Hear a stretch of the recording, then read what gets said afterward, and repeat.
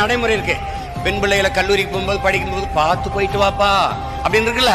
அண்ணன் வந்த பிறகு ஆம்பளை பசங்களை பார்த்து போயிட்டு வாங்க ஐயா, ஐயா பார்த்து போயிட்டு வாங்க.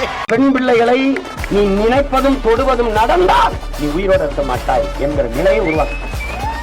நீ எங்க ஆத்தாளப்ப எங்க அக்காங்களுக்கு எல்லாம் பொம்பளை பிள்ளைகளை அனுப்பி பார்த்து பத்திரமா போயிட்டு வாப்பா, பத்திரமா போயிட்டு வாடா அவங்க பயந்துக்கிட்டு எங்க பிள்ளை எங்க மூட்டை மறைச்சி போட்டு போதுல, அதே மாதிரி ஆம்பளை பிள்ளை நடக்கிற மாதிரி பண்ணி கவனமா போயிட்டு வரா சார்.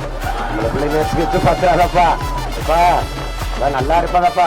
அந்த பிள்ளை பிடிக்கலன்னு தான் வந்திருப்பா, அடிச்சு அடிச்சிட்டு செத்துறாப்பா, கொண்டுதாப்பா கொண்டே வாப்பா.